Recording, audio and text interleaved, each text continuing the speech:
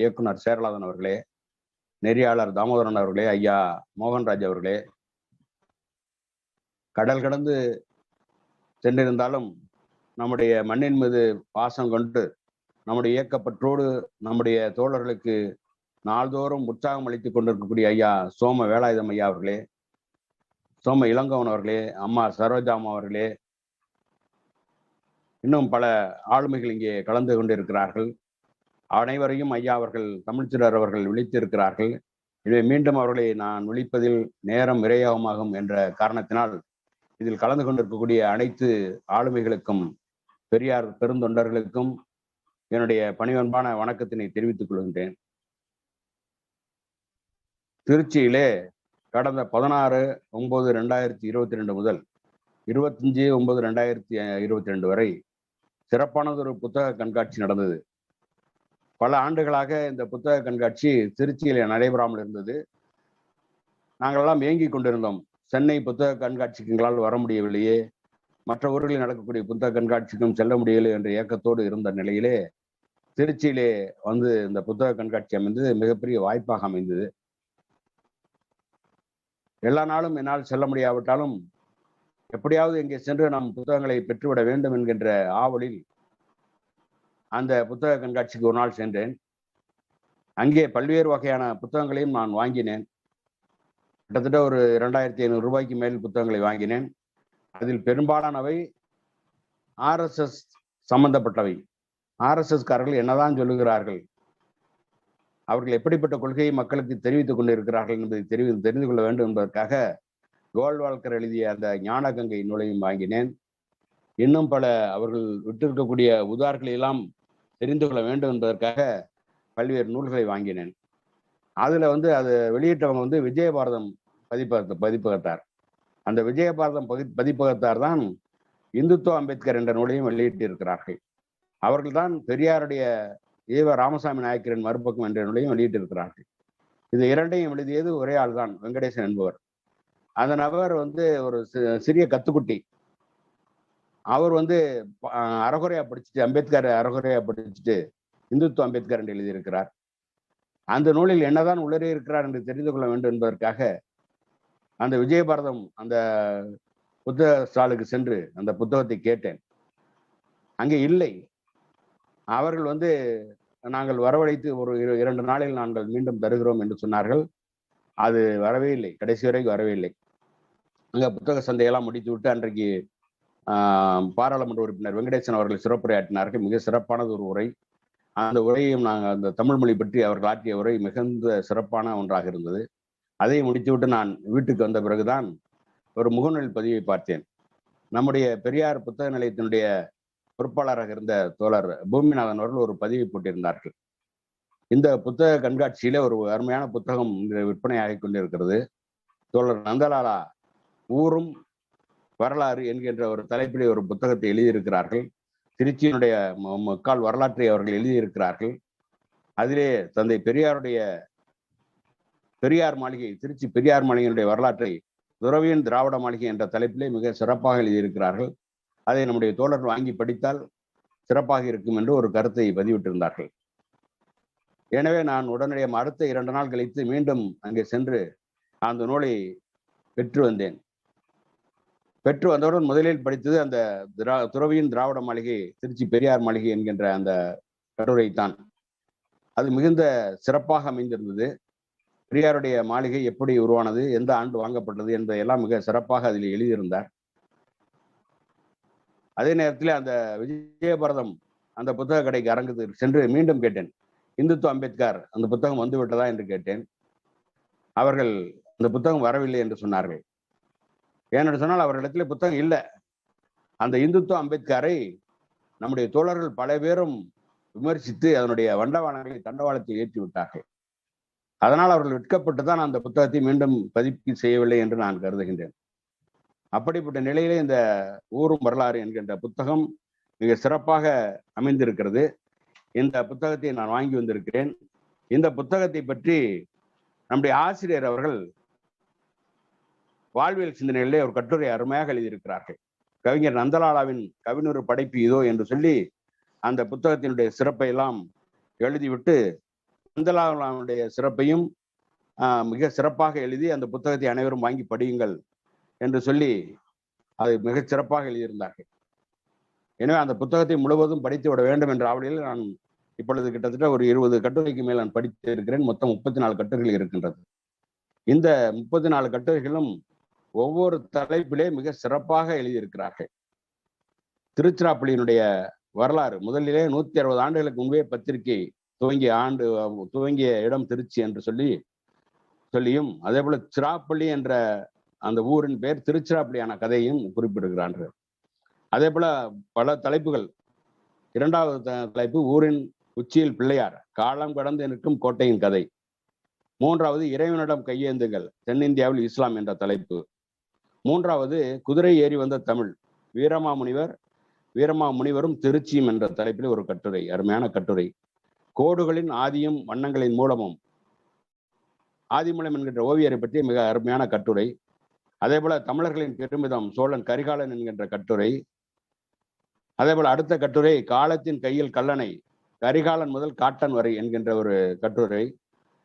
அதே போல திருச்சியில் உள்ள மூத்த கல்லூரிகளை பற்றி மிக சிறப்பாக கற்றவர்கள் தலை வணங்கும் கோயில், காலத்தால் மூத்த திருச்சி கல்லூரிகள் என்ற தலைப்பில் ஒரு கட்டுரை. அதே போல காந்தி வந்தார், மாநகரின் வரலாற்றில் நிறைந்தார் என்கின்ற கட்டுரை, ரயில் புராணம். இப்படி பல்வேறு கட்டுரைகள், கிட்டத்தட்ட 34 கட்டுரைகள் அவர்கள் எழுதியிருக்கிறார்கள். இந்த நூலுக்கு பண்பாட்டு ஆய்வாளர் புவனேஸ்வரத்தில் இருக்கக்கூடிய நம்முடைய தமிழ் திராவிட இயக்க ஆதரவாளர் ஐயா பாலகிருஷ்ணன் அவர்கள் ஒரு அணிந்துரை எழுதியிருக்கிறார்கள். அதே போல திரைப்பட பாடலாசிரியர் கவிஞர் யுகபாரதி ஒரு அணிந்துரை எழுதியிருக்கிறார். அதே போல மருத்துவ நிபுணர் ஒருவர் திருப்பதி என்பவர் ஒரு அணிந்துரை எழுதியிருக்கிறார்கள். இதிலே நம்முடைய பாலகிருஷ்ணன் அவர்கள் எழுதுகின்ற பொழுது தோழர் நந்தலாலாவை பற்றி குறிப்பிடுகின்றார்கள். இதுல ஒவ்வொரு கட்டுரையை பற்றியும் அவர்கள் சிறப்பாக எழுதிவிட்டு நந்தலாலாவை பற்றி ஒரு கருத்தை சொல்லி இருக்கின்றார்கள். இந்தியன் வங்கி பணியில் பணி செய்து ஓய்வு பெற்ற நந்தலாலா தமிழகம் அறிந்த ஒரு பன்முக ஆளுமை. தொடக்கத்தில் ஒரு பேச்சாளராக, கவிஞராக தூரத்தில் இருந்துதான் அறிந்திருந்தேன். தமிழ் கோட்டையான மலைக்கோட்டை நகரம் என்னை தத்தெடுத்த பின்னால் நண்பர் துளசிதாசன் மூலம் நந்தலாலாவை மேலும் நெருக்கமாக அறிய தொடங்கினேன். இப்போது அவரது நூலுக்கு அணிந்துரை எழுதி மகிழ்கின்றேன். பன்முக ஆளுமையாளரான தோழர் நந்தலாலாவின் இந்த நூல் திருச்சியின் பன்முக வரலாற்றை ஆவணப்படுத்தும் அழகிய முயற்சி என்று சொல்லி, காவிரி கரையின் மீதான எனது மதிப்பும் நெருக்கமும் எனக்குள் பன்மடங்கு பெருகி பரவுவதாக நான் உணர்கிறேன். காவிரி போற்றுதும், வரலாறு ஊறும் மலைக்கோட்டை நகரின் மகத்துவம் போற்றுதும் வாழ்த்துக்கள் என்று சொல்லி அவர்கள் அணிந்துரைகளை எழுதியிருக்கிறார்கள். அதே போல கவிஞர் யுகபாரதி அவர்களும் அந்த நந்தலாலாவினுடைய சிறப்புகளையும் அந்த நூலினுடைய சிறப்புகளையும் ஒவ்வொரு தலைப்பாக அவர்கள் ஆய்வு செய்து அந்த அணிந்துரையை கொடுத்திருக்கிறார்கள். அதிலே நந்தலாலாவினுடைய தேடல், வாசிப்பு, திறனாய்வு என்பதாக விரிந்துள்ள இந்த நூல் ஊறும் வரலாற்றை காகித கொப்பரையில் கவிழ்த்திருக்கிறது. இந்த நூலின் சுவையும் நினைவில் இருத்தி கொள்ளத்தக்கதே. இப்போது என்னுள் 2 ஆசைகள் எழுகின்றன. ஒன்று, இதுவரை பார்த்த திருச்சியை மீண்டும் பலமுறை பார்க்க வேண்டும். 2வது, அதை நந்தலாலாவின் கண்களால் பார்க்க வேண்டும். பார்க்கும் மரங்களெல்லாம் நந்தலாலா, நின்றன் பச்சை நிறம் தோன்றுதையே நந்தலாலா என்பான் பாரதி. நானும் பாரதியே, அதாவது யுகபாரதி என்பதால் எனக்கு நந்தலாலாவை பார்த்து கொண்டே இருக்க தோன்றுகிறது என்று சொல்லி நந்தலாலாவை பற்றி மிக சிறப்பாக சொல்லுகின்றார்கள். இந்த நூலினுடைய தலைப்பே மிக வித்தியாசமாக அமைந்திருக்கிறது. ஊரும் வரலாறு என்று இந்த தலைப்பை பார்க்கின்ற பொழுது அந்த ஊரும் என்கின்ற அந்த ரூனா வல்லின ரூவாக இருக்கிறது. பல பேருக்கு அது ஆச்சரியமாக இருந்தது. ஊரின் வரலாறு என்று இருக்க வேண்டும், ஏன் ஊரும் வரலாறு என்று அவர்கள் எழுதியிருக்கின்றார் என்று பல பேருக்கும் அந்த ஐயம் இருந்தது. நான் எடுத்த உடனே புரிந்து கொண்டேன். ஊரும் வரலாறு என்றால் தொட்டனை தூரும் மணற்கேணி மாந்தற்கு கட்டணை தூரும் அறிவு என்பது போல தோண்ட தோண்ட வரக்கூடிய வரலாறு என்ற அடிப்படையில தான் இவர் எழுதியிருக்கிறார் என்று நான் அப்பொழுதே புரிந்து கொண்டேன். அதைத்தான் அந்த அணிந்துரையிலே அந்த மருத்துவர் ஐயா திருப்பதி அவர்கள் சொல்லி இருக்கின்றார்கள். மற்ற அறிஞர்களும் அதையே குறிப்பிட்டிருக்கின்றார்கள். இந்த அளவிற்கு மிக சிறந்த அளவிற்கு இந்த கட்டுரைகளை மிக தொகுத்து வழங்கியிருக்கிறார் நந்தலாலா அவர்கள். நந்தலாலா அவர்கள் முற்போக்கு எழுத்தாளர் கலைஞர் சங்கத்திலே அவர்கள் பொறுப்பில் இருந்தாலும் கூட நம்முடைய திராவிட இயக்கத்தின் மீது மிகுந்த பற்றும் பாசமும் கொண்டவர். அத்தோடு நம்ம தமிழர் தலைவர் அவர்கள் மீது மிகுந்த மரியாதை கொண்டவர். தமிழர் தலைவருடைய நூல்களெல்லாம் படித்துவிட்டு அவ்வப்பொழுது ஆய்வு செய்வார்கள். தமிழர் தலைவர்கள் திருச்சியிலே ஒரு நூல் வெளியிடுகிறார் என்று சொன்னால் அந்த நூலை ஆய்வு செய்து பேசுவதற்கான ஒரு மிகச்சிறந்த அறிஞராக நந்தலால் அவர்கள் இங்கே வருவார்கள். அந்த வகையிலே தமிழர் தலைவருடைய நூல்களை அவர்கள் ஏராளம் இங்கே ஆய்வு செய்து பேசியிருக்கிறார்கள். எனவே தமிழர் தலைவர் அவர்களும் அவரை பற்றி மிக சிறப்பாக கருத்துக்களை எடுத்து சொல்லியிருக்கிறார்கள்.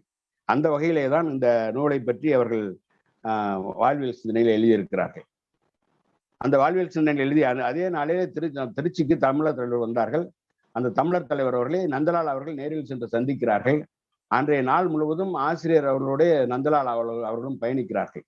அன்று மாலையில் நடந்த அந்த பகுத்தறிவாளர் நிகழ்ச்சியிலும் அந்த நந்தலால் அவர்கள் சிறப்புரையாற்றுகின்றார்கள். நந்தலாலாவை பாராட்டி ஆசிரியர் அவர்கள் அங்கே சால்வை அணித்து அவரை சிறப்பித்தார்கள்.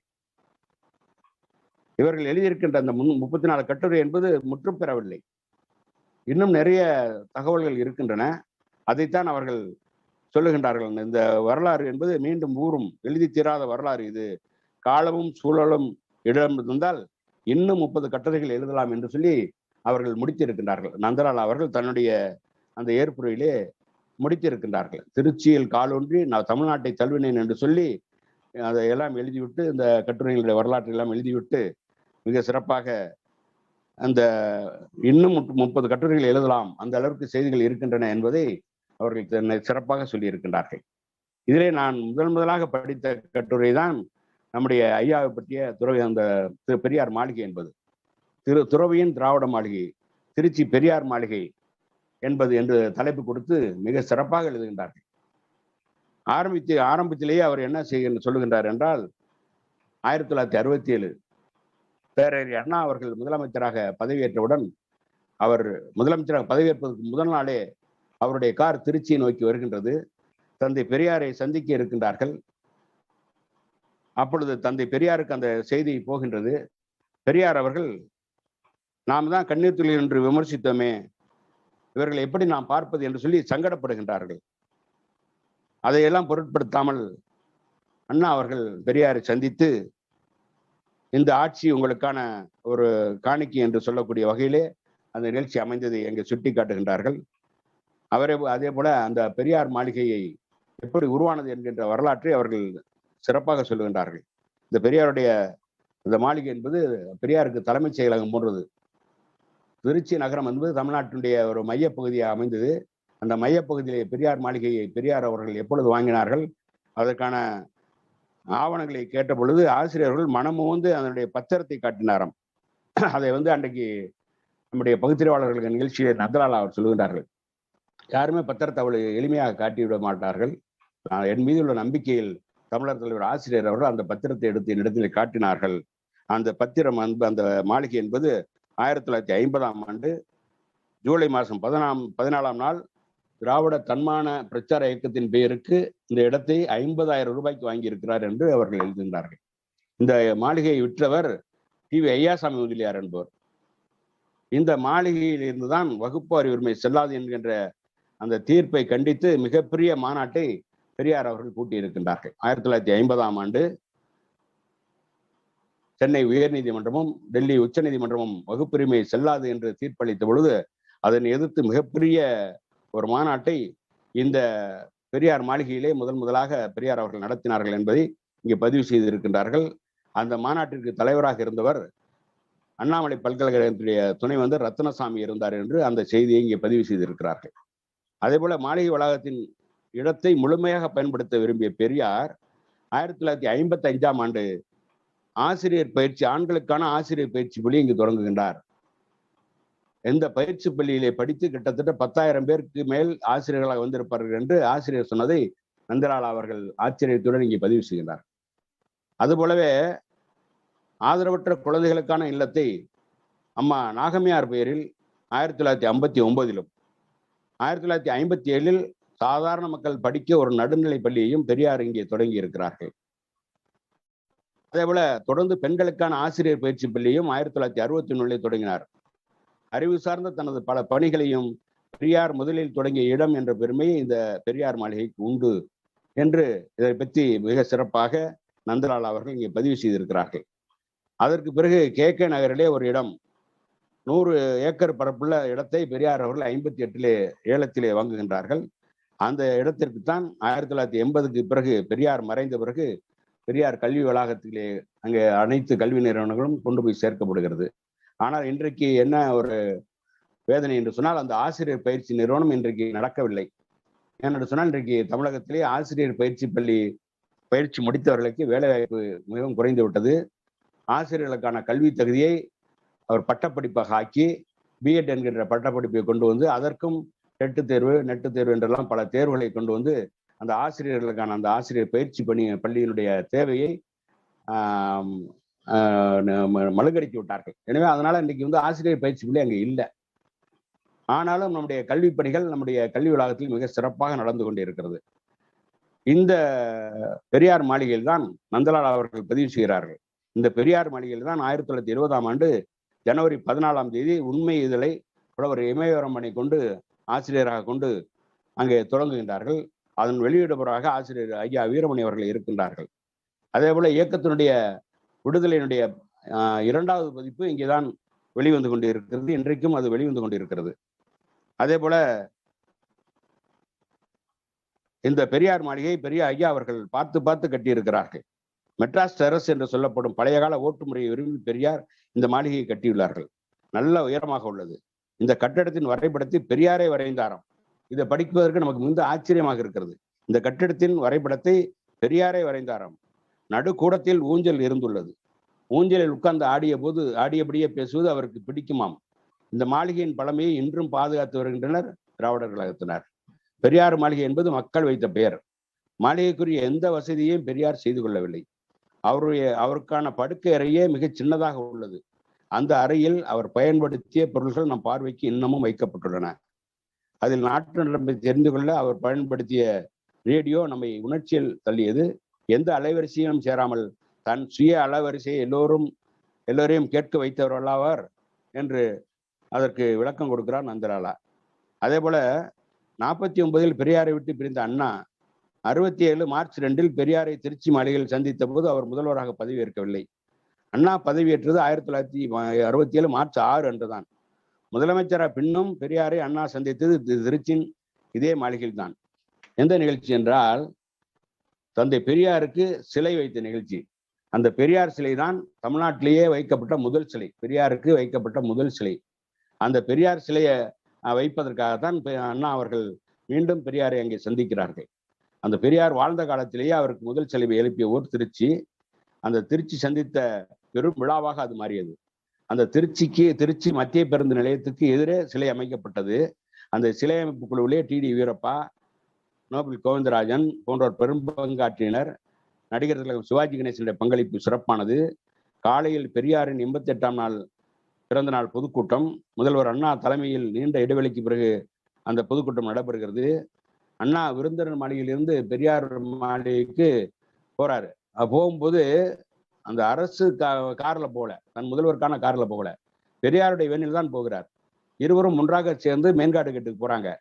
அங்க இருந்தா சாரட்டு வண்டியில அண்ணாவையும் பெரியாரையும் உட்கார வைத்து ஊர்வலமாக அழைத்து வருகிறார். பெரியார் சிலை திறக்கக்கூடிய இடத்திற்கு ஊர்வலமாக அழைத்து வருகிறார்கள். அந்த சாரட்டு வண்டியை ஓட்டியவர் மதிப்பிற்குரிய அன்பில் தர்மலிங்கம் அவர்கள். அப்படிப்பட்ட இடம்தான், அந்த அதிசயம் புறப்பட்ட இடம்தான் திருச்சி பெரியார் மாளிகை என்று நந்தலாலா அவர்கள் குறிப்பிடுகிறார். அந்த சிலை திறப்பு விழாவிலே யாரெல்லாம் கலந்துக்கிறாங்க பாருங்க.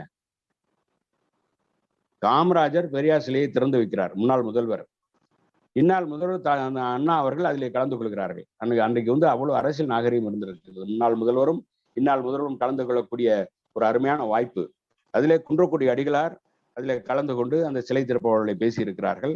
அங்கு நடந்த மிகப்பெரிய விழா, அந்த சிலை திறப்பு விழாவிலே அண்ணா அவர்கள் மிக சிறப்பாக பேசுகிறார்கள். இன்றைக்கு அந்த மத்திய பேருந்து நிலையத்திற்கு அருகிலே அந்த சிலை அமைக்கப்பட்டிருக்கிறது. அப்பொழுது மத்திய பேருந்து நிலையம் அங்கே அமைக்கப்படவில்லை. அன்றைக்கு நகர தந்தையாக இருந்த லூர்துசாமி பிள்ளை அவர்கள், அடைக்கல்ராஜ் அவருடைய தந்தை, அவர் தான் சொன்னாராம், இங்கேதான் மத்திய பேருந்து நிலையம் வரை இருக்குது. அவரும் அந்த கமிட்டியிலே உறுப்பினர். பல தலைவர்கள், காங்கிரஸை சேர்ந்தவர்கள், திராவிட முன்னேற்ற கழகத்தை சேர்ந்தவர்கள், திராவிட கழகத்தை சேர்ந்தவர்கள் அத்தனை பேரும் சேர்ந்து நன்றி பெருக்காக அந்த சிலையை அங்கே வைத்திருக்கிறார்கள்.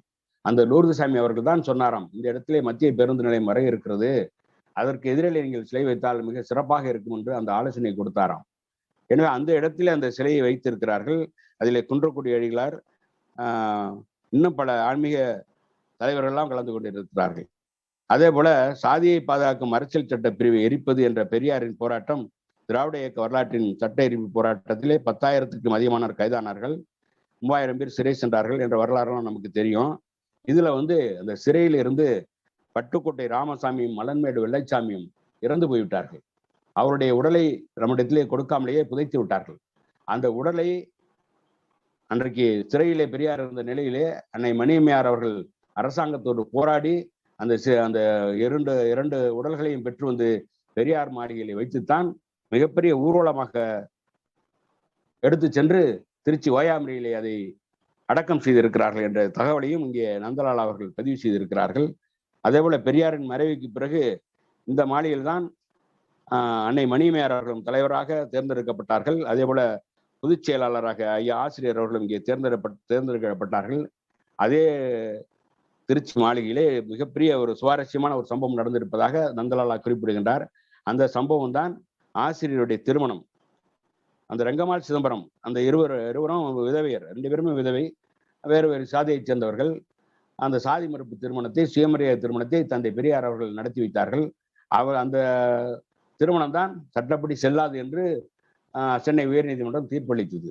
அவருடைய மகளான மோகனாவிற்கும் நம்முடைய கழக தலைவர் அன்றைக்கு சாதாரண ஒரு வழக்கறிஞர் படிப்பு கூட முழுமையாக அவர் முடிக்காத நிலையிலே ஐயா அவர்களே அவரை அழைத்து, நான் ஒரு பெண்ணு பார்த்திருக்கேன், நீ திருமணம் செய்து கொள்கிறாய் என்று கேட்ட பொழுது, ஐயா சொன்னால் சரியாகத்தான் இருக்கும் என்று சொல்லி ஐயா ஆசிரியர்கள் ஒத்துக்கொண்டு இருக்கிறார்கள். நீ பெண்ணை பார்க்கலன்னா நீங்க பார்த்தா போதும் என்று சொல்லி ஆசிரியர்கள் அன்றைக்கு சொன்னார்கள். அந்த வகையிலே அங்கே ஆசிரியருடைய திருமணம் மிக சிறப்பாக நடந்தது. அதையெல்லாம் அவர்கள் பதிவு செய்திருக்கிறார்கள். இந்த திருமணத்தின் போதுதான் நம்முடைய புரட்சிஞர் பாரதிதாசன் அவர்கள் மிக சிறப்பான ஒரு பாடலை பாடி இருக்கின்றார்கள். அந்த பாடல் பெரிய ஆசிரியரை பற்றி அவர்கள் மிக சிறப்பாக அந்த பாடிய பாடல் இளமை வளமை விரும்பு என்கின்ற அந்த பாடல், இதையெல்லாம் அவர்கள் இங்கே நிறைய பதிவு செய்திருக்கிறார்கள். இந்த மாளிகையிலே பல ஆளுமைகள் போனார்கள் என்று நந்தலாலா சொல்லுகின்ற பொழுது யாரெல்லாம் வந்திருக்கிறார்கள் என்பதை பார்க்கின்ற பொழுது காமராசர், அடிகளார், ஈழத்து தந்தை செல்வா, அமிர்தலிங்கம் என்ற வரிசை நீளமாக சென்று கொண்டிருக்கிறது. அதே போல பெரியார் ஈவரா சிந்தனைகள் 3 தொகுதிகளாக தொகுக்கப்பட்டதும் இந்த மாளிகையில் தான் என்பதை அவர்கள் சொல்லி இருக்கின்றார்கள். அதே போல ஐயா அவருடைய அந்த உணவு பழக்கத்தை பற்றியும் சொல்றாரு. நிறைய மிளகு போட்ட கருப்பு கறி ஆட்டுக்கறியை மணியம்மையார் பக்குவமாக சமைத்து தருவாராம். பல்லில்லாமல் ஈராலேயே மென்று ஐயா சாப்பிடுவது ஒரு அழகாக இருக்கும். முறுக்கை கூட வாயில் ஊற வைத்து சாப்பிடுவார் என்று தங்காத்தால் பழைய நினைவுகளை வெல்கிறார். சாப்பாட்டுக்கு ஒரு கறி போதும் என்பாராம் பெரியார். நிறைய தொற்றுக்கள் ஆடம்பரம் என்பது ஆடம்பரம் என்பது அவர் கட்சி. சூடான காப்பியும் இட்லியும் எப்போதும் அவருடைய விருப்பம். மலைவாழைப்பழம் விரும்பி சாப்பிடுவாராம். அவரை குளிக்க வைக்கத்தான் நம்ம போராடுவாராம். சர்க்கரை வியாதியோ இரத்த அழுத்தமோ அந்த வயதிலும் அவருக்கு இல்லை என்று அவரோடு வாழ்ந்த அங்குள்ளவர்கள் சொல்ல சொல்ல நாமும் ஐயாவின் நினைவு ஊஞ்சலில் ஆடுகின்றோம். தமிழ்நாட்டின் அரசியலை, சமூக வாழ்வை, இந்தியாவின் போக்கை தீர்மானித்த ஒரு சக்தி மையம் கொண்ட இருந்த இடமாக திருச்சியில் இருப்பது பெரியார் மாளிகை. அவர் படுத்து உறங்கிய கட்டில், அதன் மேல் அவர் ஆசையாக வளர்த்த நாயின் அடையாளமாக ஒரு நாய் பொம்மை. இது நான் ஐயாவுக்கு கொடுத்தது என்று சொல்லும்போது மோகனாமாவின் கண்களில் ஒரு ஈரம். தரையில் உட்காரும் போது பயன்படுத்துவதற்காக பாரிஸில் வாங்கிய ஒரு வித்தியாசமான டேபிள் பேன் நாங்கள் போன அன்றும் சுட்டியது. அவர் நடத்திய குடியரசு ஏட்டின் பைண்டு செய்த வால்யூம்கள், கண்ணாடி அலமாரிகள் இன்றைக்கும் இருந்து கொண்டிருக்கிறது. இதுதான் பெரியாரின் அறை. இது ஒரு சகாப்தம் என்று அண்ணாவால் சொல்லப்பட்ட பெரியாரை நினைவு சுமந்து கொண்டு அந்த மாளிகை இன்றும் இயங்குகிறது. அந்த மாளிகை தான், ஆனால் அதில் ஏசி பயன்படுத்த மாட்டேன் என்று வசதியை மறுத்த ஒரு துறவியின் வாழ்விடம். திராவிடம் என்ற ஒரு தனது சித்தாந்தத்தை பரப்ப ஓடிக்கொண்டே இருந்த ஒருவர் கொஞ்சம் இளைப்பாற வந்த இடம் அது. காலத்தின் சாட்சியாய் பெரியார் மாளிகை இன்றும் நம்மோடு வாழ்கிறது. பெரியாரின்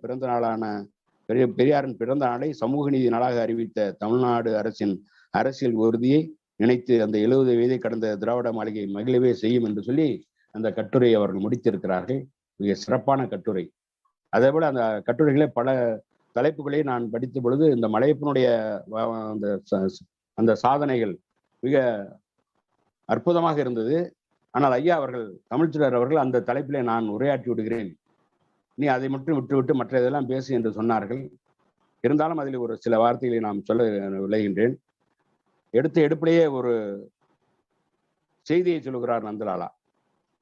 வழக்கறிஞர் சதீஷ் பிரபு எழுதிய ஒரு கவிதை விகடன் இதழில் வந்தது என்று சொல்லி அதை சொல்லுகின்ற பொழுது, கல்வியாண்டின் இறுதியில் நடக்கும் ஆண்டு விழாவின் மாறுவேட போட்டி வரை காத்திருக்க வேண்டியிருக்கிறது ஒரு குறவனின் மகனோ புரத்தியின் மகளோ மழலையர் பள்ளியில் நுழைவதற்கு என்று ஒரு கவிதை.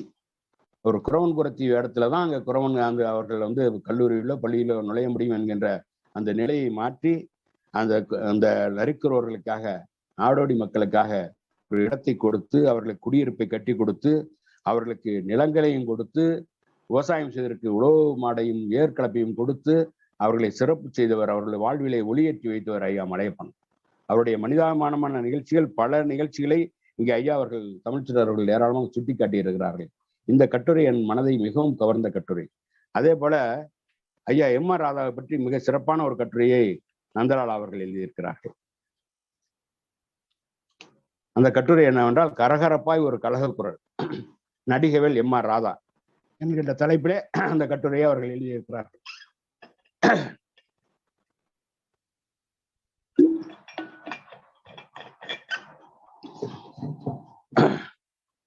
அது எழுதுகின்ற பொழுது சொல்றார், இந்த பலேபாண்டியா படத்துல மாமா மாப்பிள்ள அப்படிங்கிற அந்த பாட்டுல சிவாஜி சொல்லுவார், நீயே உனக்கு என்றும் நிகரானவன். இந்த பாட்டு தான் இது. நடிகவேல் ராதா எம்.ஆர். ராதாவின் நடிகவேல் எம்.ஆர். ராதாவின் நடிப்புக்கு சிவாஜி கொடுத்த பாராட்டு பத்திரமா. அதை நந்தலாலா அவர்கள் குறிப்பிடுகின்றார்கள். அதே போல சிவாஜி சொல்லுவாராம், ஒரு பிரேமில என் முகமும் அண்ணன் ராதாவின் முகமும் அருகருக வந்தால் நான் ரொம்ப ஜாக்கிரதையா இருப்பேன். ஒரு நொடியில சின்ன அசைவில நம்மை காலி செய்து விடுவார் என்று மகா கலைஞனின் இடைக்கல் வார்த்தை என்று சொல்லி சிவாஜி கணேசனுடைய அந்த வரிகளிலே அதை சொல்லுவார்கள். அதே போல பாகப்பிரிவினை படத்துல இந்தியில எடுத்தாங்களாம். அந்த இந்தியில எடுத்த போது சிவாஜியின் பாத்திரத்தை திலீப் குமார் செய்கிறார். ஆனால் ராதாவின் பாத்திரத்தை செய்வதற்கு யாராலும் முடியாது என்று சொல்லி அன்றைக்கு சுனில் தத் சொன்னாராம். அதே போல தெலுங்கிலே அந்த படத்தை எடுப்பதற்கு அவர்கள் முயற்சி செய்த பொழுது அதே போல என்.டி. ராமராவும் அதைத்தான் சொன்னாராம். சிவாஜியினுடைய வேடத்தை ஏற்று நடிப்பதற்கு தெலுங்கிலே ஆட்கள் இருக்கிறார்கள், ஆனால் எம்.ஆர். ராதாவின் வேடத்தை ஏற்று நடிப்பதற்கு இங்கே யாரும் இல்லை என்று சொல்லி அந்த எம்.ஆர். ராதாவினுடைய அந்த அற்புதமான அந்த நடிப்பை பற்றி அனைவரும் பாராட்டி இருக்கிறார்கள்.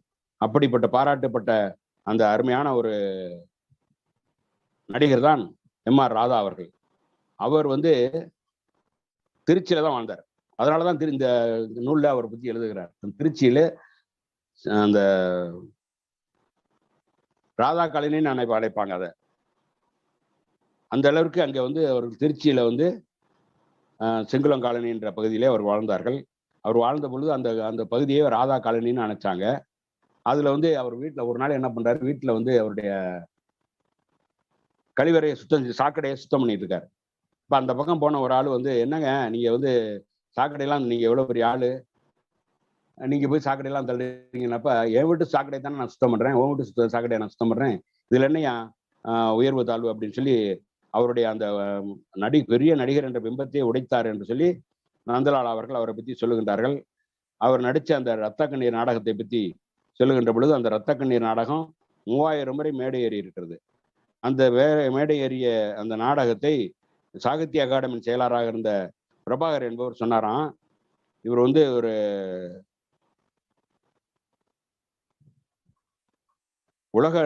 சிறந்த உலக மேடை நாடகங்களில் ரத்த கண்ணீர் ஒன்று என்று அவர் மிகச் சிறப்பாக பாராட்டி இருக்கிறார்கள்.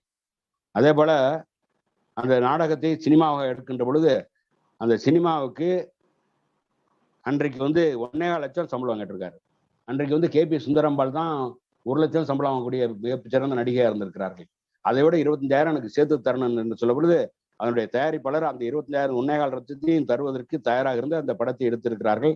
அந்த படம் மிகச் சிறப்பான படமாக இன்றைக்கும் கூட 68 ஆண்டுகளானவரும் கூட அந்த படத்தை தொலைக்காட்சியிலோ மற்ற இடங்களிலோ போட்டால் பார்த்து ரசிப்பதற்கு மக்கள் இருக்கிறார்கள். அந்த அளவிற்கு அந்த படத்தினுடைய சிறப்பை அங்கே விளக்கி இருக்கிறார்கள். அந்த படத்தை பார்த்து விட்டுதான் தந்தை பெரியார் அவர்கள்லாம் மிகச்சிறந்த ஒரு நடிகராக அவரை உருவாக்கி இருக்கிறார்கள்.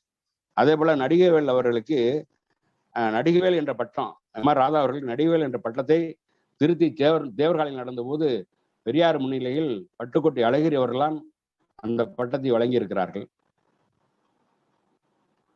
எம்.ஆர். ராதா அவர்கள் தொடர்ந்து ராமாயண நாடகத்தை பல இடங்களில் நடத்தி இருப்பார்கள். அந்த ராமாயண நாடகம் பல எதிர்ப்புகளை சந்தித்தது. அந்த ராமாயணத்தை வால்மீகி ராமாயணத்தின் அடிப்படையிலே அவர்கள் ராமாயண நாடகமாக நடத்தி கொண்டிருந்தார்கள்.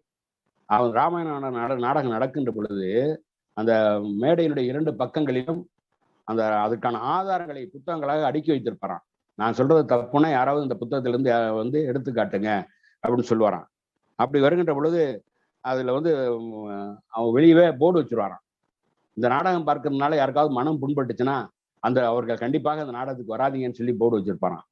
அதே போல ஐயா அவர்களை, பெரியார் அவர்களை அழைத்து ஒரு முறை அந்த நாடகத்திற்கு தலைமை தாங்க வைத்திருக்கிறார்கள்.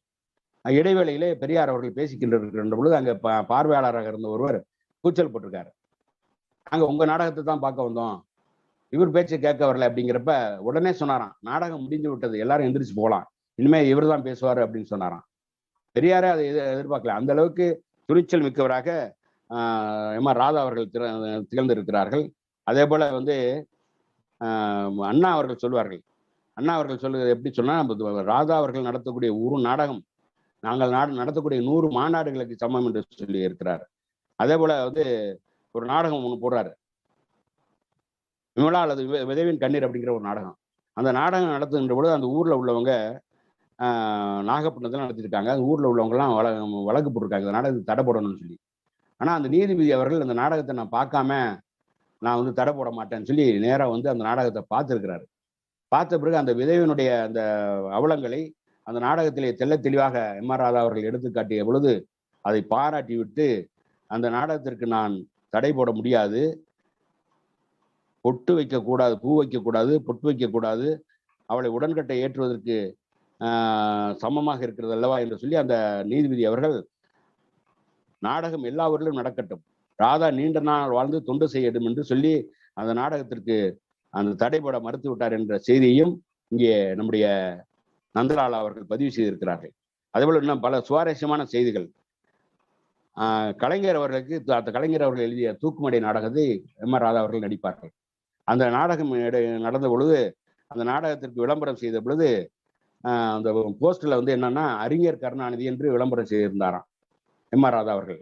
கலைஞர் அவர்கள் வந்து விட்டு அன்னைக்கு கருணாநிதி வெறும் கருணாநிதி தான், என்னங்க அறிஞர் என்று சொன்னால் அறிஞர் அண்ணா தான், எனக்கும் அறிஞர்னு போட்டிருக்கீங்களே நியாயமா அப்படின்னு கேட்கிறப்ப, ஏன் உங்க கட்சியில ஒரு அறிஞர் தான் இருக்கணுமா என்று சொல்லிவிட்டு உடனடியே வந்து மறுபடியும் அதை மாத்திட்டார், கலைஞர் கருணாநிதி அப்படின்னு சொல்லி மாத்தினார்.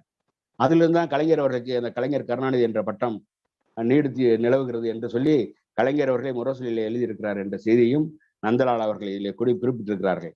அதே போல வந்து கலைஞர்கிட்ட பேசுகின்ற பொழுது அடிக்கடி கிண்டல் பண்ணுவாராம்.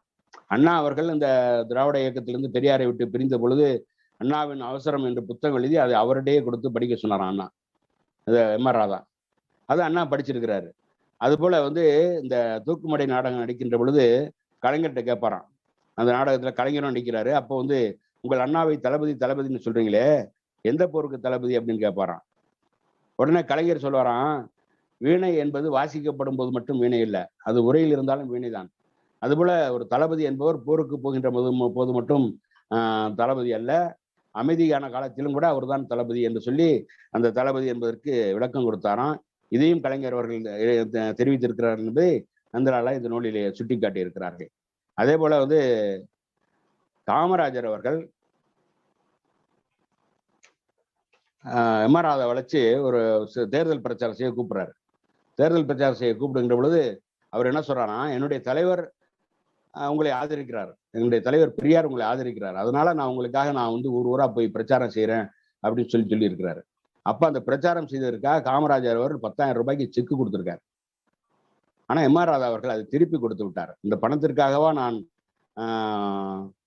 நான் இங்கே பிரச்சாரம் செய்ய வந்தேன், எனவே இந்த பணம் எனக்கு தேவையில்லை என்று சொல்லி, நான் மந்திரியா இருந்தால் கூட இவ்வளவு சாதனைகளை செய்ய முடியாது, எனவே நீங்கள் இவ்வளவு சாதனைகளை செய்திருக்கிறீர்கள், எனவே உங்களுக்காக நான் பிரச்சாரம் செய்வது என்னுடைய கடமை என்று சொல்லி அந்த காசோலையை திருப்பி கொடுத்து விட்டார். அதனால காமராஜர் சொன்னாராம், ராதாவை போன்ற ஒருவர் தொண்டராக கிடைக்க உண்மையில் பெரியார் அவர்கள் கொடுத்து வைத்திருக்க வேண்டும் என்றாராம். அதே போல வந்து காமராஜர் அவர்கள் ஒரு முறை வந்து எம்.ஆர். ராதாவை பாராட்டுறாரு. எம்.ஆர். ராதாவை பாராட்டி அவருக்கு வந்து புனித ஆடை போர்த்துக்கிறாராம். புனித ஆடை போர்த்துகின்ற பொழுது ராதா சொல்றாராம், இது என்ன ஆடையிலே புனித ஆடை அப்படிங்கிறப்ப சொல்லிட்டு அதே மாதிரி சொன்னாராம், புனித ஆடை என்றால் ஒன்றும் இல்லை, அதுல ஆனா புனிதராக இருக்கக்கூடிய ஒருவர் இதை பொறுத்துவதால் நான் புனித ஆடையாக கருதுகிறேன் என்று சொல்லி அந்த ஆடையை ஏற்றுக்கொண்டாராம். ஆனால் அந்த காமராஜர் பாராட்டிய அந்த காமராஜர் ஆட்சியில் எம்.ஆர். ராதா அவர்கள் 52 முறை கைது செய்யப்பட்டார் என்ற ஒரு செய்தியையும் இதில் பதிவு செய்திருக்கிறார்கள். அதே போல அவர் நடத்திய நாடகத்திற்காகத்தான் நாடக தடை சட்டமே கொண்டு வந்திருக்கிறார்கள் காங்கிரஸ் ஆட்சியிலே. காமராஜரை ஆதரித்தாலும் கூட நம்முடைய திராவிட இயக்கம் பல இன்னல்களை அனுபவித்திருக்கிறது. காங்கிரஸ்காரர்களுடைய அந்த எதாச்சாரத்தினால் காமராஜர் ஒருவர் மட்டும்தான் நமக்கு ஆதரவாக இருந்திருக்கிறார்கள். ஆனால் காங்கிரஸ் அரசாங்கம் நமக்கு எதிராக இருந்திருக்கிறது. அந்த வகையிலே 52 முறை சிறை சென்றிருக்கிறார் எம்.ஆர். ராதா அவர்கள். அதே போல அவருடைய நாடகத்துக்கும் நாடக தடை சட்டம் கொண்டு வந்திருக்கிறார்கள். அதே போல அவர்கள் பொன்மலையில அந்த கம்யூனிஸ்டுகள் துப்பாக்கிகள் சுடப்பட்டாங்க. அப்பொழுது ராதா அவர்கள் தன்னுடைய நாடகத்திலே திரைச்சிலையில முன்னாலே உலக தொழிலாளர்களை ஒன்றுபடுங்க என்ற வாசகத்தோடு அந்த கம்யூனிஸ்ட் கொடியை பறக்க விடுவாராம். அதே போல அந்த நம்முடைய ஜீவானந்தம் அவர்கள், கம்யூனிஸ்ட் தலைவர் ஜீவானந்தம் அவர்கள் தலைமறைவு வாழ்க்கை வந்தார். கம்யூனிஸ்ட் கட்சி தடை செய்யப்படுகிறது, கம்யூனிஸ்ட் தலைவர் எல்லாம் கைது செய்ய வேண்டும் என்று காங்கிரஸ் அரசாங்கம் உத்தரவு போடுகின்றது. அப்பொழுது ஜீவா அவர்கள் எம்.ஆர். ராதாவிடம் சொல்லுகின்றார். எம்.ஆர். ராதா அவர்கள் அவரை மொட்டையடித்து ஒரு சாமியார் போல தன்னுடைய நாடக குழுவிலே சேர்த்து கொண்டாராம். அந்த நாடக குழுவில் இருப்பவர்களுக்கு அவர் யாருன்னு தெரியாதான். இவர் யாருன்னு கேட்கிறப்பதான் இவர் ரஷ்யாவில இருந்து வந்திருக்கக்கூடிய ஒரு சாமியார் அப்படிம்பாராம். அதுல ஒரு சுவாரஸ்யமான தகவலையும் நந்தலால் அவர்கள் சொல்லுகின்றார். என்ன சொல்றாருன்னா, ஜீவா அவர்கள் அவருடைய காதலிக்கு, அதாவது பத்மாவதி அவருடைய மனைவி, அவருக்கு கடிதம் கொடுப்பாராம். எம்.ஆர். ராதா கொண்டு போய் சேர்ப்பாராம்.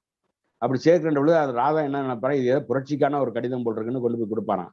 கடைசியில பார்த்தா தான் அது காதல் மடல்கள் என்று சொல்லி அதற்கு பிறகு அந்த திருமணம் நடக்கும் பொழுது அந்த ராதா அவர்கள் அவருடைய பாராட்டி இருக்கிறார் என்று சொல்லுவார்கள். அதே போல ராதாவால் காக்கப்பட்டவர்கள், ஈர்க்கப்பட்டவர்கள் ஒருவர் ஜிடி நாயுடு என்று சொல்லுகின்றார். இதிலே ஜிடி நாயுடு அவர்கள் அந்த ராதாவினுடைய அந்த நடிப்பு திறமை பார்த்து ஏராளமாக பரிசுகளை வழங்கி இருக்கிறார்கள். அவருக்கு கடிகாரம்லாம் வழங்கி இருப்பதாக இதில் பதிவு செய்திருக்கிறார்கள். அவருக்கு ஏராளமான சிறப்புகளை ஜிடி நாயுடு அவர்கள் செய்திருக்கிறார்கள். அதே போல பெரியார் அவர்களை பற்றி சொல்லுகின்ற பொழுது இங்கே சொல்றாரு, பெரியார் மன்றம், பெரியார் திடலிலே ராதா மன்றத்தை பெரியார் அவர்கள் வைக்கின்றார்கள். அந்த ராதா மன்றத்தை திறக்கின்ற பொழுது பெரியார் சொன்னாராம்,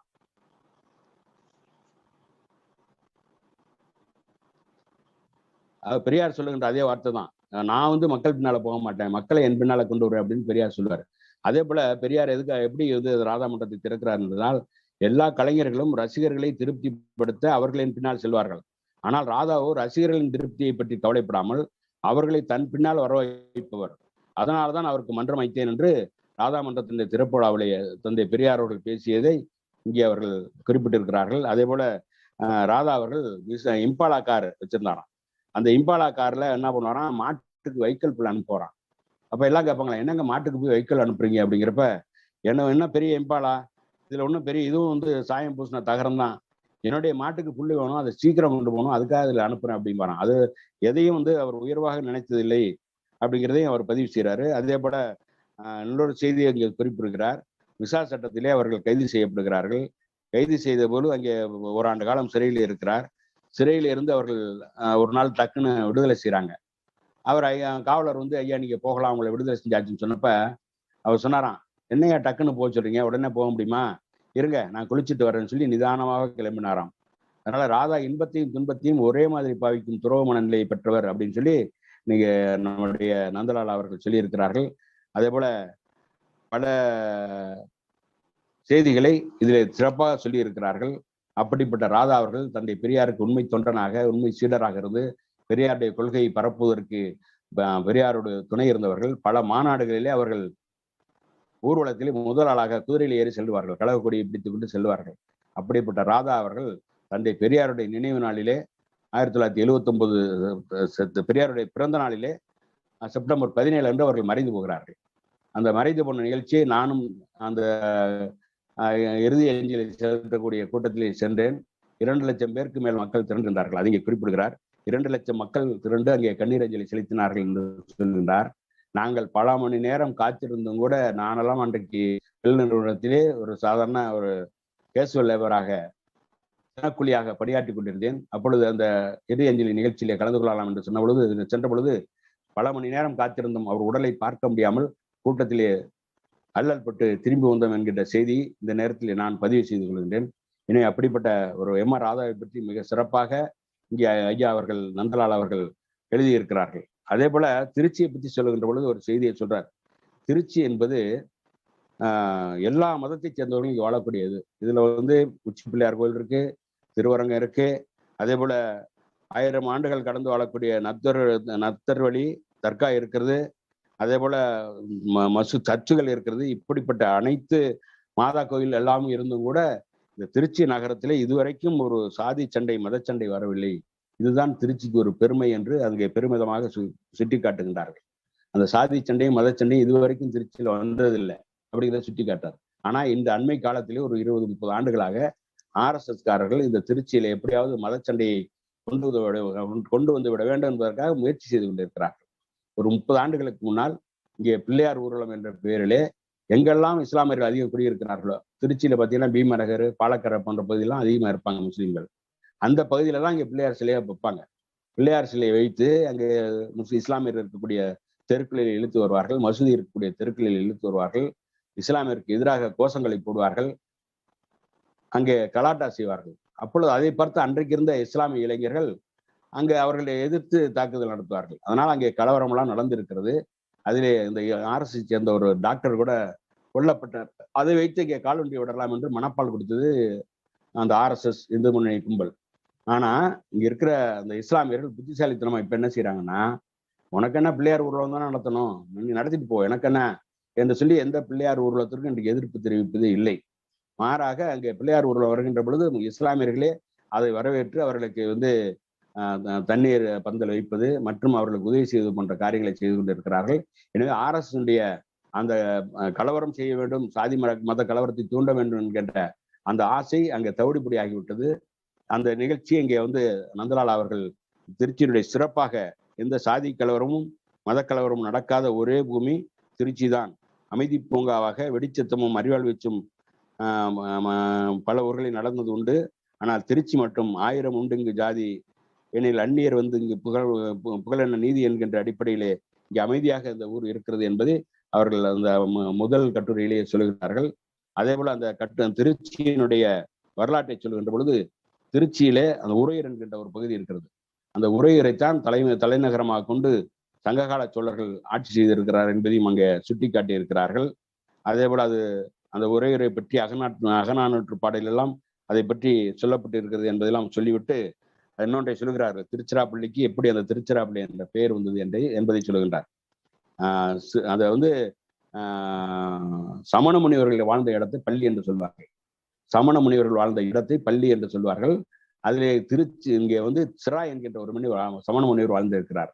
அதுதான் அந்த மலைக்கோட்டையில் உள்ள அந்த பகுதி. அந்த சிரா என்ற முனிவர் வாழ்ந்ததால் சிராப்பள்ளி என்று அழைக்கப்பட்டது. அதற்கு பிறகு சிறப்பு கருதி திருச்சிராப்பள்ளி என்று அந்த இதையும் சேர்த்து அந்த திருச்சிராப்பள்ளி என்கின்ற பெயர் காரணத்தையும் நந்தலால் அவர்கள் குறிப்பிடுகின்றார்கள். இங்கே பல அரண்மனைகள் இருந்திருக்கின்றன, கோயில்களும் இருந்திருக்கின்றன. ஆனால் அந்த அரண்மனைகள் எல்லாம் அழிந்து போய்விட்டது. கோயில்களும் அந்த மன்னர்கள் கட்டிய அணைகளும் கல்லணையும் இங்கே திருச்சியின் வரலாற்றிலே சிறந்து விளங்குகின்றது என்று சொல்லி அந்த கட்டுரையை முதல் கட்டுரையை முடிக்கின்றார்கள். அதே போல அந்த கட்டுரையிலே இந்த 34 கட்டுரைகளிலும் மிக சிறப்பாக என்னை கவர்ந்த இன்னொன்றையும் நான் சொல்ல வேண்டும். ஏன்னா எல்லா கட்டுரைகளையும் படித்தால் நமக்கு நேரம் போதாது. மேலும் வாய்ப்பு கிடைத்தால் நான் சொல்லுவேன் என்று சொல்லி ஒரு கட்டுரையை இப்பொழுது நான் சொல்லிவிட்டு முடிந்தவரை என்னால் எந்த அளவுக்கு சொல்ல முடியுமோ அதை அந்த வரை சொல்லிவிட்டு நான் நிறைவு செய்ய எண்ணுகின்றேன். வாய்ப்பு கிடைத்தால் மீண்டும் அதை பற்றி பேசலாம் என்று சொல்லிவிட்டு இதில் வந்து ஒரு கட்டுரை, அருமையான கட்டுரை, 8வது கட்டுரையாக ஒன்றை எழுதியிருக்கின்றார். அந்த கட்டுரையினுடைய தலைப்பு வந்து பார்த்தீங்கன்னா, கற்றவர்கள் தலைவணங்கும் கோயில், காலத்தால் மூத்த திருச்சி கல்லூரிகள் என்று சொல்லிவிட்டு திருச்சியில் உள்ள கல்லூரிகளை பற்றிய வரலாற்றை, அது எந்த காலத்தில் உருவாக்கப்பட்டது, யாரால் உருவாக்கப்பட்டது, எப்படி உருவாக்கப்பட்டது என்பதெல்லாம் மிக சிறப்பாக சொல்கின்றார்கள். இப்படி வந்ததிலே இந்த திருச்சியில் உள்ள கல்லூரிகளில் பல ஆளுமைகள் இங்கே உருவாகி இருக்கிறார்கள் என்பதையும் எடுத்து சொல்றார். அதுல பாத்தீங்கன்னு சொன்னா டாக்டர் ராதாகிருஷ்ணன், திரு வெங்கட்ராமன், திரு அப்துல் கலாம் ஆகிய 3 பேரும் திருச்சியில் படித்தவர்கள். 3 பேருடைய இந்தியாவினுடைய முதல் குடிமகனாக ஜனாதிபதியாக பதவி வகித்தவர்கள். அவர்கள் அனைவரும் இந்த ஊரில் படித்தார்கள் என்கின்ற பெருமை இருக்கிறது. இந்த ஊரில் உள்ள கல்லூரிகளை படித்தார்கள் என்பதை பெருமையாக சொல்லுகின்றார்கள். அதேபோல இந்த ஊரிலே முதலாக ஒரு கல்லூரி வந்தது, அதுதான் பிஷப் கல்லூரி. அது 1873 வந்ததாகும். அதேபோல தூய வளனார் கல்லூரி 1883 வந்ததாகும். தேசிய கல்லூரி என்று சொல்லக்கூடிய நேஷனல் காலேஜ் 1919-20 வந்ததாகும். அதே ஹோலி கிராஸ் என்று சொல்லக்கூடிய புனித சிலுவை கல்லூரி 1923-24 வந்ததாகும். ஜமால் முகமது கல்லூரி 1951-52 வந்ததாகும். அதற்கு பிறகு சீதாலட்சுமி ராமசாமி கல்லூரி 1951-52 வந்ததாகும். தந்தை பெரியார் கல்லூரி 1965-66 வந்ததாகும். உருமத்திர லட்சுமி கல்லூரி 70-71 வந்ததாகும். அந்த 8 கல்லூரிகளை பற்றிய சிறப்புகளை இங்கே எழுதியிருக்கின்றார்கள். திரும்பும் திசையெல்லாம் கல்லூரிகளால் நிறைந்த ஊர் திருச்சி. இன்று பல தனியார் சுயநிதி கல்லூரிகளும் சிறப்பாக இயங்குகின்றன. பழைய கல்லூரிகள் திருச்சிக்கு வந்த கதை சுவையானது. இன்று பலரும் தாங்கள் படித்த கல்லூரிகளோடு தங்களை அடையாளப்படுத்திக் கொள்வதை பார்க்க முடிகிறது. எல்லா கல்லூரிகளிலும் முன்னாள் மாணவர் சங்கங்கள் களை கட்டுகின்றன என்று சொல்லிவிட்டு அந்த பிஷப் கல்லூரி இன்றைக்கு 13,500 மாணவர்கள் படிக்கும் கல்லூரியாக இருக்கிறது என்று சொல்லி அந்த வரலாற்றை மிக சிறப்பாக சொல்லுகின்றார்கள். அது 1762 நாகப்பட்டினத்துல SPK மிஷன் மூலமாக ஒரு பள்ளி நடக்கிறது. அது அங்க அடிக்கடி புயல் நடந்ததுனால திருச்சிக்கு மாற்றப்பட்டது. அது SPG பள்ளியாக மாறுகின்றது. அதுபோல அந்த 1826 ஆண்டு ஒரு பேராயர் பாதிரியார் நடத்துகிறார். அவர் எதிர்பாராத விதமாக ஒரு குளத்துல குளிக்கும்போது இறந்து போறாரு. இவர் நினைவாக இன்றைக்கு தெப்பக்குளத்துக்கு அருகில் உள்ள பிஷப் அந்த பள்ளி துவக்கப்பட்டது என்று அதை எழுதுகின்றார்கள். அதே போல இன்றைக்கு புத்தூரிலே 1870 ஒரு SPG பள்ளி துவங்குகின்றது. அதே போல இந்த பிஷப் கல்லூரி திருச்சியில 1934 கிறித்துவ கல்லூரியோடு சேர்க்கப்பட்டதான். அப்புறம் KP விஸ்வநாதம் முத்தமிழ் காவலர் விஸ்வநாதம் அவருடைய துணையோடு 1964 மீண்டும் திருச்சிக்கு வந்தது என்று சொல்லி அதனுடைய வரலாற்றை சொல்லிவிட்டு இன்றைக்கு வயலூர் சாலையிலே திருச்சி வயலூர் சாலையிலே 1968 மிகப்பெரிய கட்டடத்தோடு அந்த பிஷப் கல்லூரி இயங்கிக் கொண்டிருக்கிறது. அந்த கல்லூரி 5 ஸ்டார் தகுதியை பெற்றிருக்கிறது. 2011 எக்ஸலன்ஸ் நிலையை UGC வழங்கி இருக்கிறது. இக்கல்லூரியின் லைப்ரரி அண்ட் இன்ஃபர்மேஷன் சயின்ஸ் தனித்துவமானது என்று சொல்லி இந்த கல்லூரியை பற்றி மிக சிறப்பாக சொல்லுகின்றார்கள். இந்த கல்லூரியிலே தான் நாமக்கல் கவிஞர் ராமலிங்க பிள்ளை, திரைப்பட இயக்குனர் AR முருகதாஸ் போன்ற பலர் இங்கே படித்திருக்கிறார்கள். அதே போல நம்முடைய தமிழறிஞர் பாவனர் அவர்கள் இங்கே பணியாற்றி இருக்கிறார்கள். நாமு வெங்கடசாமி நாட்டார், சமஸ்கிருத பண்டிதர் சுப்பிரமணிய சாஸ்திரி, மொழிபெயர்ப்புக்கு சாகித்ய அகாடமி விருது பெற்ற பூர்ணச்சந்திர போன்ற பலரும் இங்கே பணி செய்திருக்கின்றார்கள் என்று சொல்லி அந்த கல்லூரியுடைய சிறப்பை மிக விரிவாக விளக்குகின்றார்கள். அதே போல நாகப்பட்டினத்தில் துவங்கின பள்ளி தான் புனித வளனார் பள்ளியும் சொல்லி அது திருச்சிக்கு வந்த வரலாற்றையும் அவர்கள் சொல்லுகின்றார்கள். அந்த புனித வளனார் கல்லூரியில தான் ஐயம்பெருமாள் கோனார், அந்த கோனார் நோட்ஸ் என்பதை படிக்காத தமிழர்களே இருக்க முடியாது. தமிழ் படித்த அத்தனை பேருக்கும் கோனார் நோட்ஸ் என்கின்றது தெரியும். அந்த கோனார் அவர்கள் பணியாற்றிய கல்லூரி அந்த புனித வளனார் கல்லூரி என்பதையும் சொல்லி இருக்கிறார். இதுல பாத்தீங்கன்னா இதுலதான் அப்துல் கலாம் படித்திருக்கிறார். அந்த பள்ளி 1883 திருச்சியில ஆரம்பிக்கப்பட்டது. அதே போல பள்ளியாக ஆரம்பிக்கப்பட்டது. 1887 பள்ளியும் கல்லூரியும் தனித்தனி தலைமையில் இயங்க தொடங்கிவிட்டன என்று சொல்லிவிட்டு அதில் உள்ள நூலகத்துல இன்றைக்கும் 1,72,202 புத்தகங்கள் உள்ளன. இங்குள்ள நியூட்டன் மியூசியம் 1885 ஆண்டே தொடங்கப்பட்ட ஒன்று. 2.5 லட்சம் பதப்படுத்தப்பட்ட தாவரங்களை கொண்ட ராபினாட் ஹெர்பேரியம் முக்கியமானது. 5 நட்சத்திர தகுதியை பெற்ற கல்லூரி இது. 2019 ஆண்டு இக்கல்லூரி தனது 175வது பிறந்த நாளை கொண்டாடியது. இப்போது 7,000 மாணவர்கள் படித்து வருகிறார்கள் என்று இந்த கல்லூரியை பற்றி மிக விரிவாக எழுதியிருக்கின்றார்கள். அதே போல தேசிய கல்லூரி என்பதை பற்றி அவர்கள் எழுதுகின்ற பொழுது அந்த தேசிய கல்லூரிக்கு தேசப்பிதா காந்தி அவர்கள் வந்ததையும் அவர்களுக்கு நிதி அளித்ததையெல்லாம் இங்கே குறிப்பிட்டுவிட்டு அந்த கல்லூரியிலே தான் மிகச்சிறந்த ஆளுமைகள் எல்லாம் உருவாகி இருக்கிறார்கள் என்பதையும் சொல்லுகின்றார். அதே போல இந்த சென்ட் ஜோசப் காலேஜ் என்று சொல்லக்கூடிய புனித வளனார் கல்லூரியில் படித்தவர்கள் உலகம் முழுவதும் பரவி இருக்கிறார்கள் என்பதையும் இந்த கட்டுரையில் அவர்கள் சொல்லுகின்றார்கள். அந்த தேசிய கல்லூரி என்பது 1919 தொடங்கி இருக்கிறார்கள். அது 26 ஆண்டுகள் கல்லூரியின் முதல்வராக பேராசிரியர் சாரநாதன் இருந்திருக்கிறார்கள். அதே போல 1959 முதல் தேசிய கல்லூரி இன்றைக்கு இருக்கக்கூடிய பகுதியிலே கருமண்டபம் பகுதியிலே திருச்சி திண்டுக்கல் சாலையிலே அமைந்திருக்கிறது என்பதையும் சொல்லி இந்த கல்லூரி 2011 எக்ஸலன்ஸ் தகுதியும் அடைந்தது. கல்லூரி வளாகத்தில் அமைந்துள்ள சர்க்குணசேவரர் வேத பாடசாலையில் 15 சிறுவர்கள் சுக்ல யஜுர்வேதம் இன்றைக்கும் படித்துக் கொண்டிருக்கிறார்கள் என்பதையும், இந்த கல்லூரியில்தான் குடியரசுத் தலைவராக இருந்த வெங்கட்ராமன், ரிசர்வ் வங்கி கவர்னராக இருந்த ரங்கராஜன், சென்னை தொலைக்காட்சி இயக்குநராக இருந்த நடராஜன் போன்ற பலர் இக்கல்லூரியில் உருவானவர்கள் என்பதையும் இங்கு சுட்டிக்காட்டி, அதேபோல தமிழ் அறிஞர்களான ராதாகிருஷ்ணன், ஜெகநாதன் ஆகியோர் பணி செய்ததும் இங்குதான் என்பதையும் இங்கே சுட்டிக்காட்டியிருக்கிறார்கள். அதே போல புனித சிலுவை கல்லூரி என்று சொல்லக்கூடிய ஹோலி கிராஸ் கல்லூரி, பெண்களுக்காக இருக்கக்கூடிய கல்லூரி, இதுவரையும் அது பெண்களுக்காக நடந்து கொண்டிருக்கிறது. அந்த கல்லூரியும் கூட 1833 ஒரு பள்ளியாக ஆரம்பிக்கப்பட்டு, அது திருச்சியிலே மேரி ஸ்டோப்பிலே நடந்து, அதற்கு பிறகு உயர்நிலை பள்ளியாக மாறி, அதுக்கு பிறகு பெரிய கடை விதிக்கு அந்த பள்ளி வந்ததாகவும், அதே போல 1932 ஹோலி கிராஸ் கல்லூரியாக உருவானதாகவும் அதனை சொல்லிவிட்டு, கிட்டத்தட்ட 6000 பெண்கள் இங்கே படிக்கிறார்கள் என்று சொல்லி, அங்கே IAS கோச்சிங் சென்டர் மிக சிறப்பாக நடந்து கொண்டிருக்கிறது என்பதையும் அங்கே அந்த கட்டுரையிலே நந்தலால் அவர்கள் மிக சிறப்பாக சொல்லுகின்றார்கள். அதே போல ஜமால் முகமது கல்லூரி, ஐயா சோம வேலாயுதம் அவர்கள் அங்கே பணியாற்றியதை சொல்லியிருக்கின்றார்கள். அவர் எந்த கல்லூரியில் படித்தார் என்று தெரியவில்லை. ஆனால் ஐயா அவர்கள் அடிக்கடி சொல்வார்கள், நான் அந்த ஜமால் முகமது கல்லூரியிலே பேராசிரியராக நான் பணியாற்றினேன் என்று சொல்வார்கள். இந்த ஜமால் முகமது கல்லூரி வந்த வரலாற்றையும் இங்கே சொல்லுகின்றார்கள். அந்த கல்லூரியை அங்கே ஜமால் முகமது சாஹிப் அவர்களும் ஜனாப் காஜாமியான் ராவத்தர் அவர்களும் சேர்ந்து உருவாக்கி இருக்கிறாங்க. இதுல இன்னைக்கு 4200 பெண்களும் 12,000 பேரும் மொத்தமா படிக்கிறாங்க. இந்த கல்லூரியை ஜமால் அவர்கள் துவங்கிய பொழுது அன்றைக்கு 7 ரூபாய் கொடுத்தாராம் ஒவ்வொரு மாணவனுக்கும். உயர்கல்வி படிக்க ஆசைப்பட்ட ஏழைகளுக்கு தங்கவும் சாப்பிடவும் ஜமால் செய்த ஏற்பாடே அந்த விடுதி என்று சொல்லி அன்றைக்கு 7 ரூபாய் கொடுத்து அவர்களை படிக்க வச்சிருக்கிறாரு. அன்றைக்கு பவுன் விலை 2 ரூபா. அவர் காந்திக்கும் நிறைய தாராளமாக நிதி உதவி செய்திருக்கிறார் என்பதை சொல்லி, அந்த காஜாமியான் ராவத்திற்கு சொந்தமான 120 ஏக்கர் நிலம் திருச்சியில் இருந்தது. அந்த இடத்தில் கல்லூரி கட்ட முடிவானது. 1947 ஜமால் முகமது காலமான நிலையில் அவரது மகன் ஜமால் முஹைதீன் தந்தையின் விருப்பப்படி கட்டடங்கள் கட்ட 2,75,000 ரூபாய் கொடுத்திருக்கிறார். அன்றைக்கு 1947 2,75,000 ரூபாங்கிறது இன்னைக்கு எத்தனை கோடி ரூபாங்கிறத நம்ம நினைச்சு கூட பார்க்க முடியல. அவ்வளவு தொகையை கொடுத்து அந்த கல்லூரியை கட்டி இருக்கிறார்கள். 1951ஆம் ஆண்டு ஜமால் முகமது கல்லூரி அங்கே நிறுவப்பட்டிருக்கிறது. அதே போல இந்த ஜமால் முகமது கல்லூரியில நிறைய சாதனை நடந்திருக்கிறது.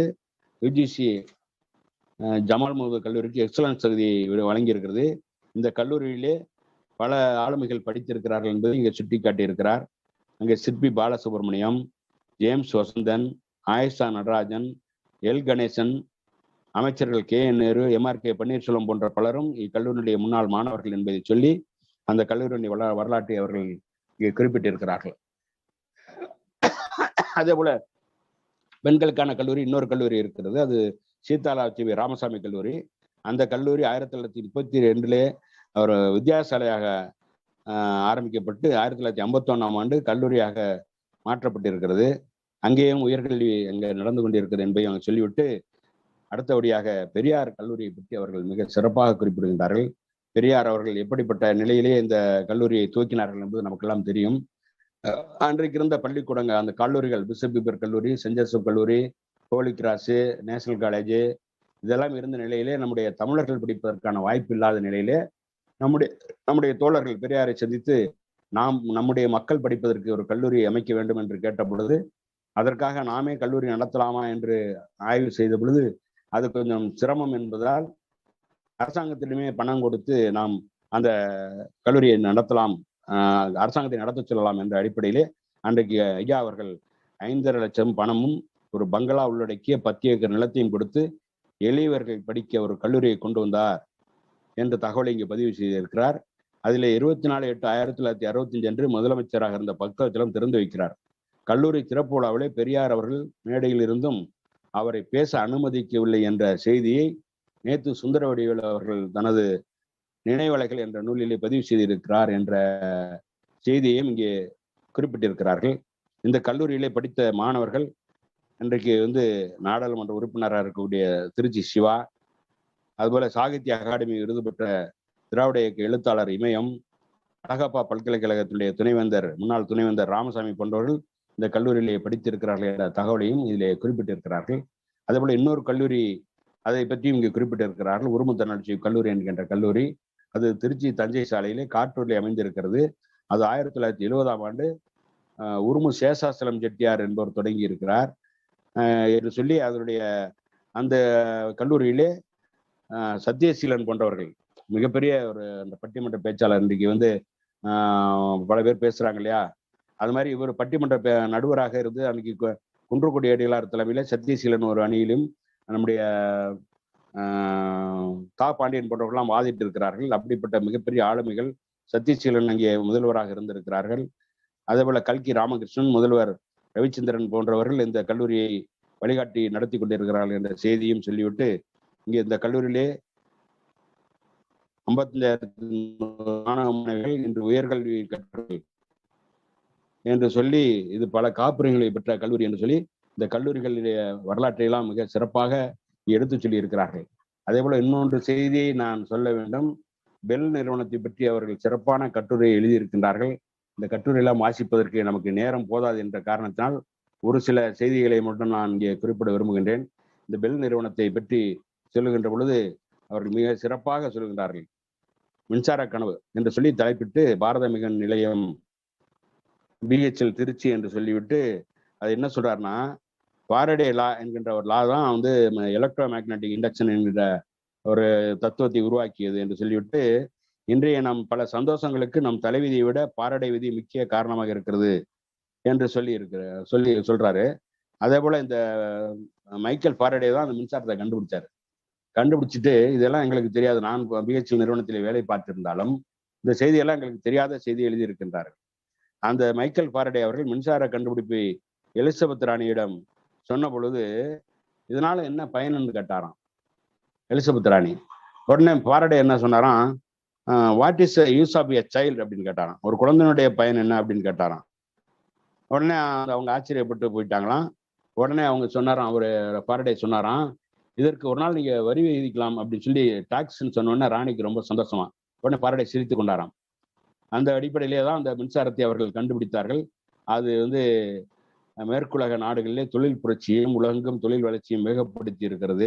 அந்த மின்சாரம் என்பது பல 100 ஆண்டுகளுக்கு முன்னால் அங்கே வந்து விட்டது. 1863 அங்கே 67 அந்த மின்சாரம் மேற்குலக நாடுகளில் வந்து விட்டது. ஆனால் சென்னைக்கு 1909 தான் வந்துச்சு. அதற்கு பிறகு மின்சாரம் உதகமண்டலத்திற்கு போனது. மின்சாரத்துறை அரசால் 1927 வெள்ளைக்கார அரசாங்கத்தில் ஆரம்பிக்கப்பட்டது. அவர்கள் வந்து அந்த காலத்தில் அனல் மின்சாரத்தை தான் நீர்மின் நிலையத்தை தான் துவக்கினாங்க. அந்த நீர்மின் நிலையமானது அன்றைக்கு வந்து வெள்ளைக்காரன் துவக்கியது பைக்காரா, மேட்டூர், பாபநாசம். அப்புறமா வந்து நம்ம சுதந்திரம் பெற்ற பிறகு பெரியாறு, குந்தா, பரம்பிக்குளம், ஆழியாறு, அமராவதி, கீழ்பவானி போன்ற நீர்மின் திட்டங்களை அன்றைக்கு வெள்ளைக்காரர்களுக்கு பிறகு சுதந்திர இந்தியாவில் உருவாக்கி இருக்கிறோம். அது மட்டும் போதாதுன்னு இன்னைக்கு வந்து அனல் மின் நிலையத்தை அனல் மின் நிலையம் தான் ஏராளமான மின்சாரத்தை நமக்கு கொடுக்கும் என்ற அடிப்படையிலே நேரு அவருடைய 5 ஆண்டு திட்டத்தின் அடிப்படையிலே மின்சாரத்திற்கு தனி வாரியம் அமைத்து அதனை அனல் மின் நிலையம் தயாரிப்பதற்கான பல வேலைகளை செய்கின்றார்கள். அப்படி தயாரிக்கின்ற பொழுதுதான் அன்றைக்கு நேரு காலத்திலே 47 பேசின் பிரிட்ஜில் ஒரு அனல் மின் நிலையமும் சமயநல்லூரிலே ஒரு அனல் மின் நிலையம் துவங்கினது. அதற்கு பிறகு நெய்வேலி லிக்னைட் 1967 ஒரு 60 ஒரு அனல் மின் நிலையம் அங்கே உருவாக்கி இருக்கிறார்கள். இதுல வந்து வெளிநாட்டு தொழில்நுட்பத்தோடு தான் இந்த அனல் மின் நிலையங்கள் அன்னைக்கு அமைக்கப்பட்டிருந்தது. இது நம்முடைய இந்திய தொழில்நுட்பத்தோடு நாம் அமைக்க வேண்டும் என்ற அடிப்படையில தான் பாரத மிகுமின் நிறுவனத்தை திருச்சியிலே அவர் துவக்குகின்றார்கள். திருச்சியில துவக்கிய பொழுது அதுக்கு நிலத்தை வந்து காமராஜர் அவர்கள் ஏராளமாக கொடுத்திருக்கிறார்கள். அப்படி கொடுத்த பொழுது அந்த நிலம் வந்து எவ்வளவு பார்த்தீங்கன்னா 750 ஏக்கரு பட்டா நிலம்.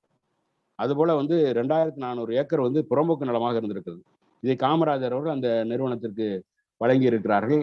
அந்த நிறுவனம் மிக சீரோடும் சிறப்போடும் நடந்து இருக்கின்றது. இன்றைக்கு நடக்குது. ஆனால் என்ன செய்கிறார்கள் என்று சொன்னால், அந்த நிறுவனத்தை அழித்து கட்டுவதற்காக இன்றைக்கு இருக்கக்கூடிய பிஜேபி அரசாங்கம் பல்வேறு சூழ்ச்சிகளை செய்து கொண்டிருக்கிறது. அந்த நிறுவனத்திற்கு வரக்கூடிய ஆணைகளை எல்லாம் தனியாருக்கு கொடுத்து கொண்டிருக்கிறது. அதானிகளும் அம்பானிகளும் அந்த ஆணைகளை பெற்று பிஹெச்எல்ஐ முடக்கக்கூடியவர்களாக இருக்கிறார்கள். அந்த நிறுவனம் என்பது பல தொழிலாளர்களை உருவாக்கி இருக்கிறது. கிட்டத்தட்ட 16,000 பேர் நாங்களாம் வேலைக்கு சேர்ந்தப்போ 16,000 பேர் அங்கே வந்து வேலை பார்த்தோம். இன்றைக்கு வந்து 8000 பேரா குறைஞ்சு போச்சு. அதையும் 6000 பேரா ஆக்குவதற்கான முயற்சியை எடுத்துக்கொண்டிருக்கிறது இந்த மத்திய அரசாங்கம்.